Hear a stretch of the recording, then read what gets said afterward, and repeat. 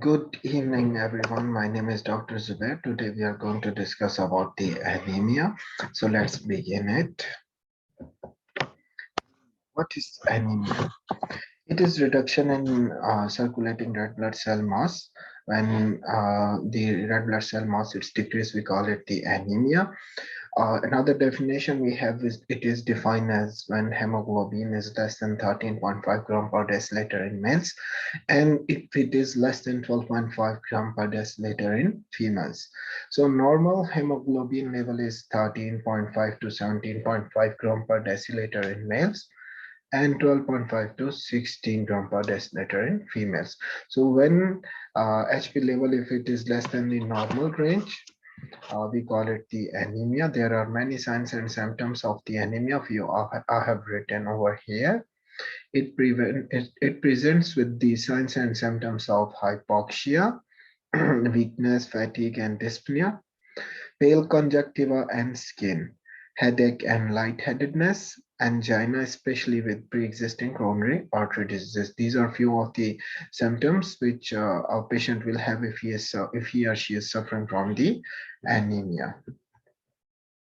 Classification, next topic we are going to discuss today, it is the classification of the anemia. We have the mean corpuscular volume, average volume of the RBC. Based upon that, we can classify anemia into three types. The normal mean corpuscular volume or average corpuscular volume, we have it is from 80 to 100 micrometer cube. So based upon the MCV, we have the following classification. The number one, microcytic anemia. Why we call it when the MCV, if it is less than 80 micrometer cube. Normocytic, when MCV it is equal to 80 to 100, normal MCV, and macrocytic when MCV if it is more than the 100 micrometer cube. So we have three types of anemia: microcytic, normocytic, and macrocytic. In all three types, we have different pathological conditions.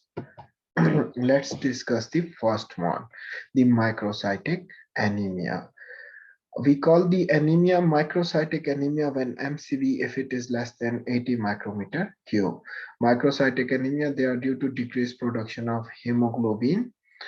And what will happen, RBC or red blood cell progenitor cells, from where the RBCs, from where you are getting the RBC in the bone marrow, they are large normally, and they normally divide multiple times to produce smaller mature cells, smaller RBC having the corpuscular volume 80 to 100 micrometer cube.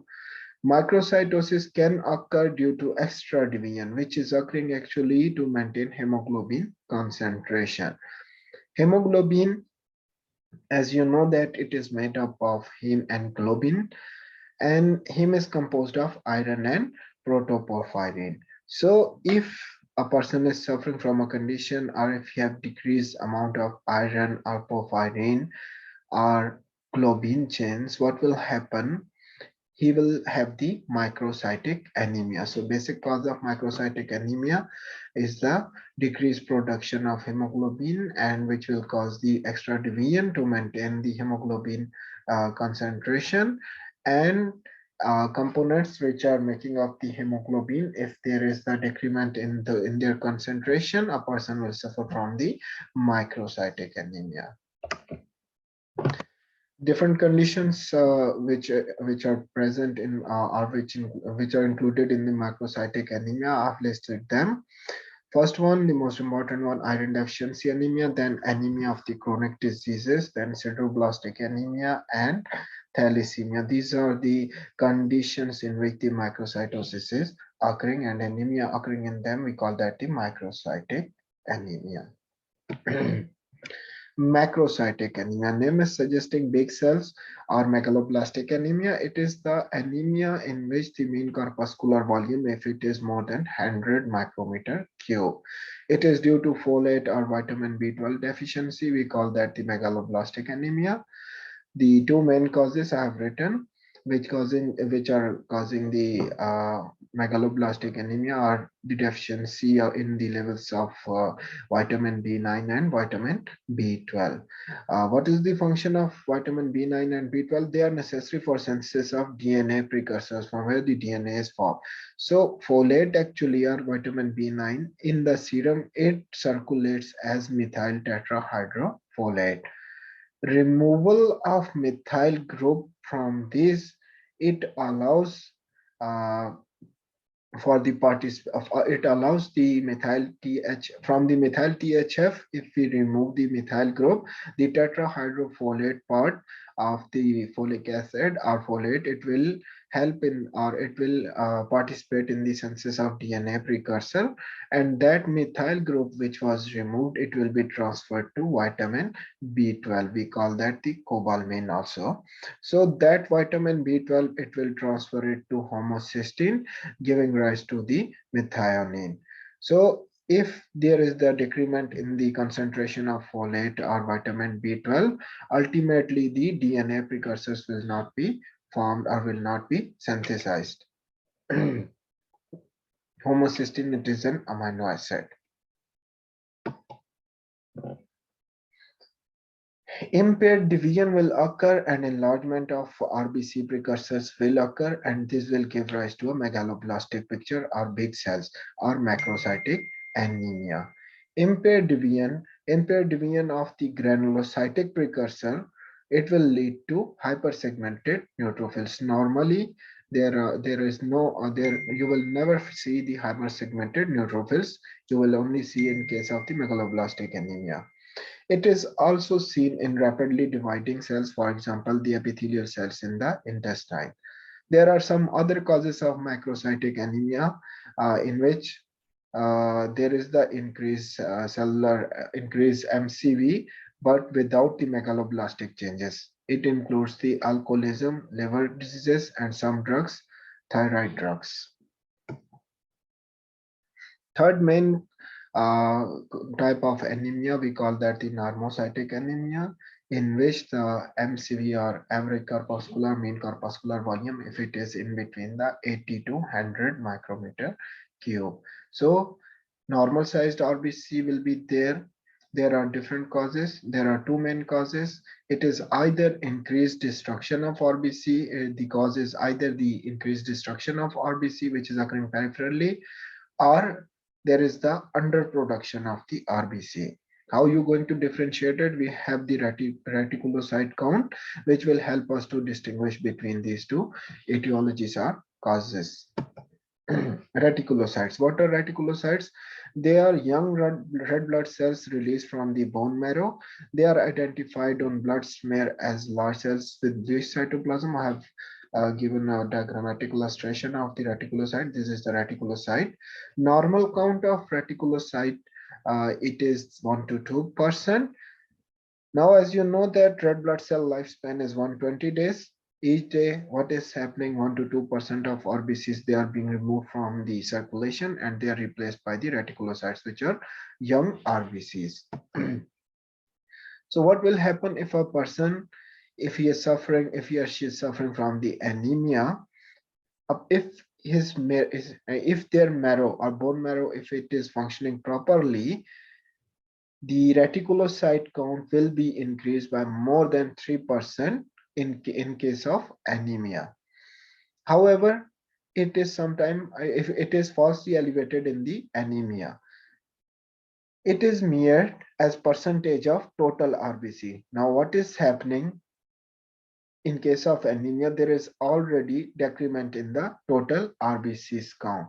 So, as the RBC count is less, so ultimately there will be the falsely elevation of the reticulocyte count because they are depending upon the total RBC. So if the RBC amount is less, and even if the reticulocyte count is higher, that is why we are calling it the falsely elevation, because uh, RBCs, they are decreased in case of anemia, and ultimately the reticulocyte count, as it is depending upon the total number of RBCs, So RBCs over there, they will produce the reticulocytes count that are replacing their the destroyed RBC. It will be higher. However, this will be, however, it will be the, however, this elevation we call it the false elevation. So it is corrected by multiplying the reticulocyte count. How you going to count it, or how, it is actually corrected by multiplying reticulocyte count by hematocrit and dividing that by 45. Corrected count, if it is more than 3%, it will indicate the good marrow response and it will suggest the peripheral destruction. If the corrected count, if it is less than 3%, it will indicate the poor marrow response and it will suggest the underproduction. So what we have discussed right now, reticulocyte count, they are the young RBCs that actually are replacing the destroyed RBCs. So they are depending upon the total number of RBC. As in the anemia, the RBC count is less. However, we cannot correlate the anemia with the reticulocyte count as they are depending upon the count of RBC. So in the anemia, there will be the false elevation. The reason of this false elevation is, as RC, or reticulocyte count, it is depending upon the number of RBC. In the anemia, already there is the reduction of RBC. However, there will be no reduction in reticulocyte count as they are depending upon the RBC's count. So there will be the false elevation you are going to see in case of anemia. So how you're going to correct it, correct the count, you are going to multiply the reticulocyte count by hematocrit and dividing it to the 45. Hematocrit, what actually is the HCTR hematocrit? It is the proportion of RBC in the blood. So if after correction, if the count is more than 3%, it will indicate the good marrow response and it will suggest that there is the peripheral destruction going on. If the corrected count, if it is less than 3%, it will indicate the poor marrow response and it will suggest the underproduction.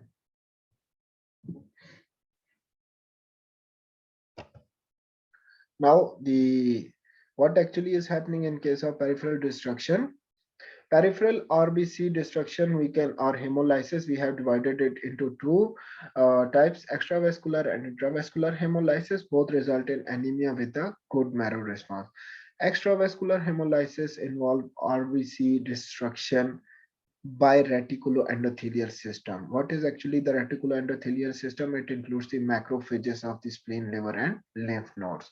Intravascular hemolysis, it involves the destruction of RBC within the vessels. Now, different causes are there. The normocytic anemias with predominant extravascular hemolysis, it includes the hereditary spherocytosis, sickle cell anemia, and hemoglobin C. Normocytic anemia with predominant intravascular hemolysis, it includes paroxysmal nocturnal hemoglobinuria, immune hemolytic anemia, and microangiopathic hemolytic anemia, and malaria. They are the causes of normocytic anemia in which there is the intravascular hemolysis going on. The second part, anemia occurring in the normocytic anemia, the etiology of the second main etiology, which is actually due to underproduction of RBC. So decreased production of RBC by bone marrow, it is characterized by low low corrected reticulocyte count, less than 3%. It includes causes of microcytic and macrocytic anemia.